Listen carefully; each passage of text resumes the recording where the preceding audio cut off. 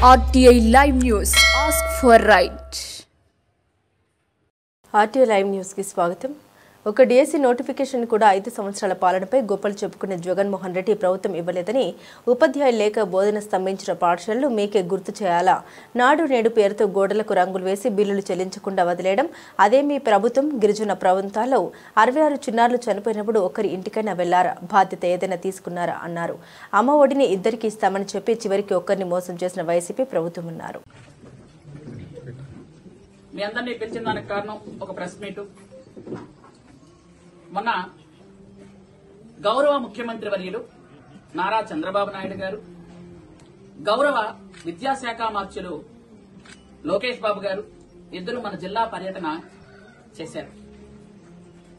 Parents and teachers డేగా మనకి December 5వ తేదీన మనం దాన్ని ప్రతి సంవత్సరం చేసుకుంటున్నాం. ఒకరి మధ్య ఒకరికి సమన్వయం ఉంటుందని, ఆ సమన్వయం లోపం లేకుండా అందరూ కలిసి మాట్లాడుకొని పిల్లల బంగారు భవిష్యత్తు కోసం మనందరం కూడా కృషి చేయాలనే ఒక మంచి ఉద్దేశంతో తీసుకున్నటువంటి కార్యక్రమం అది. గౌరవ ముగ్గురు మాజీ ప్రజాప్రతినిధులు పుష్పశ్రీవాణి గారు, రాజన్న దొర గారు, కళావతి గారు ముగ్గురు కూర్చొని ఒక ప్రెస్ మీట్ ఇచ్చారు. సినిమా సెట్టింగులతో మెగా పేరెంట్స్ డే మీటింగ్ పెట్టడం సిగ్గుచేటు అట. మీరు అలా మాట్లాడడం జిల్లా ప్రజలందరూ కూడా సిగ్గుచేటుగా ఫీల్ అవుతున్నారు. ఎక్కడికి వెళ్తున్నాము, అసలు మీరు ఏ విధంగా ఆలోచిస్తున్నారో నాకు అర్థం అవడం లేదు. ముఖ్యమంత్రి గారు వచ్చినప్పుడు అంటే మీలాగా పెద్ద పెద్ద రాజుల కుర్చీలు తీసుకొచ్చి చేయలేదు, అక్కడ చక్రవర్తి కుర్చీలు పెట్టలేదు, ఒక బల్ల పెట్టారు సీఎం గా కూర్చోవడానికి.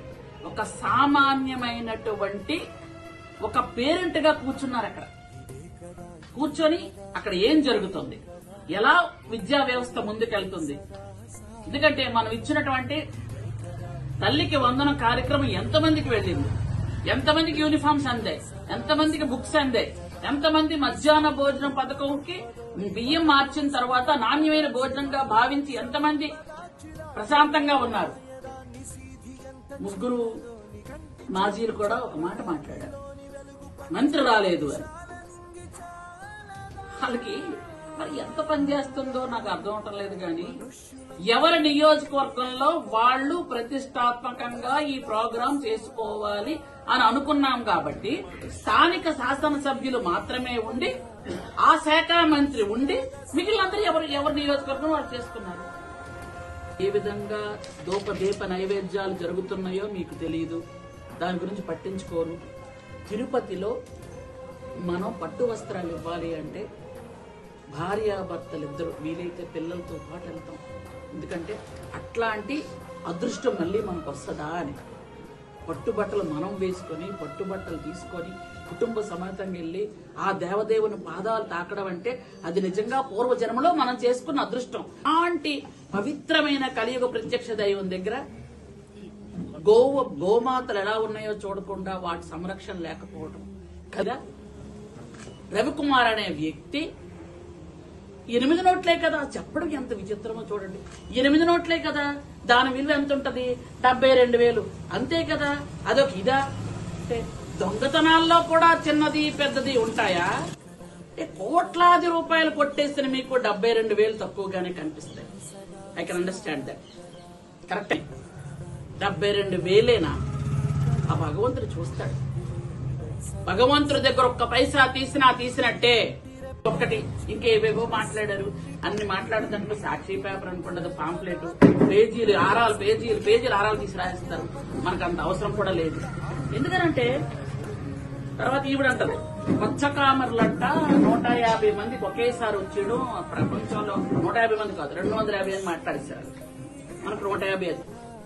అంటే ఒక విద్యార్థికి ఒంట్లో బాగులేకపోతే 10 మందికో 20 మందికో ఒక స్కూల్లో విద్యార్థులకు బాగులేకపోతే హాస్పిటల్కి తీసుకెళ్లి బాగు చేయించి తిరిగి తీసుకురావడం తప్ప? నాకు తెలియకడుగుతుంది. కరోనా ఉన్నప్పుడు 3 సంవత్సరాల్లో ఎన్ని వేల మంది చనిపోయారు ఎవరికి తెలియదు. నేను అది కూడా చెప్పదలుచుకోలేదు. ఎందుకంటే కరోనా అనేది ఒక పెద్ద మహమ్మారి. ఎవరి లెక్క వల్ల వచ్చిందో తెలియదు, కానీ పెద్ద మహమ్మారి వచ్చింది. చాలా మంది చనిపోయారు. ప్రతి ఇంట్లో ఇంచుమించు అది ఆ బాధ అనుభవించాం. కాబట్టి నేను దాని గురించి పోదలుచుకోలేదు. 20, 21, 22 కరోనా వదిలేస్తాం. 23 బానే ఉంది కదా, అందరూ స్కూల్కి వెళ్ళారు కదా, అందరం బయట తిరిగాం కదా. 23వ సంవత్సరంలో 66 మంది పిల్లలు హాస్టల్స్ లో చనిపోయారు. ఎస్, లెక్క ఉంది నా దగ్గర. 66 మంది పిల్లలు చనిపోయారు. దీనికి ఏమంటాం మీరు? 66 మంది పిల్లలు చనిపోయారు. 66 మంది పిల్లల్లో 54 మంది హెల్త్ ఇష్యూల వల్ల చనిపోతే 12 మంది యాక్సిడెంట్ లో చనిపోయారు. మొత్తం 66 మంది చనిపోయారు. దీనికి సమాధానం చెప్పగలరా మీరు? అంటే నిన్న ఆవిడ మాట్లాడుతూ అన్నది 29 మంది అన్నది. 29 మంది కాదు, 27 మంది ఈ సంవత్సరాల కాలంలో. గత సంవత్సరం మొత్తం మీద చనిపోయిన పిల్లలు కూడా చెప్తాను. ఎందుకంటే చనిపోవటం అనేది ఒక బాధాకరమైనటువంటి విషయం. ఒక తల్లిగా నేను బాధపడుతున్నాను. చాలా మంది ఎందుకంటే అది జరగకుండా ఉండాల్సింది అని మేము బాధపడుతున్నాం. అయితే గత సంవత్సరంలో 24-25 సంవత్సరంలో 17 మంది హెల్త్ ఇష్యూల వల్ల 4 యాక్సిడెంట్లు, మొత్తం 21 మంది చనిపోయారు. అలాగే 25-26లో ఈ 6 నెలల్లో 5 హెల్త్ ఇష్యూల వల్ల 1 యాక్సిడెంట్ లో 6 చనిపోయారు. మొత్తం కలిపి 27 మంది ఈ సంవత్సరంన్నర చనిపోయారు. నేను దానికి చాలా చింతిస్తున్నాను, బాధపడుతున్నాను. ఎందుకంటే ఒక తల్లిగా, ఎందుకంటే ఎదుటి తల్లి తాలూకా బాధ, కష్టం నాకు తెలుసు, బాధపడుతున్నాను. కానీ మీరు 23-24లో ఆ సంవత్సర కాలంలో 66 మంది చనిపోయారు కదా, ఎంత ఎక్స్గ్రేషియా ఇచ్చారు, ఎంతమందిని పలకరించడానికి వెళ్లారు? 66 మంది చనిపోవడానికి గల కారణాలు ఏమిటి? నేను మంత్రి అయిన తర్వాతనే రోడ్లు వస్తున్నాయి. మేము వచ్చిన తర్వాతనే హాస్టల్స్ అన్నిటికీ కూడా ఆర్ఓ ప్లాంట్లు పెడుతున్నాం. మేము వచ్చిన తర్వాతే అన్ని హాస్టల్స్ కూడా నువ్వు అంటున్నావే, మీరు అంటున్నారే ఈ ప్లేట్లు గ్లాసులు మేము ఇచ్చామని. చూపించండి, రుజువు చూపించండి చూద్దాం. 5 సంవత్సరాలు ఒక కంచం ఇవ్వలేదు, ఒక గ్లాస్ ఇవ్వలేదు, ఒక దుప్పటి ఇవ్వలేదు. మీరు ఏం మాట్లాడుతున్నారు?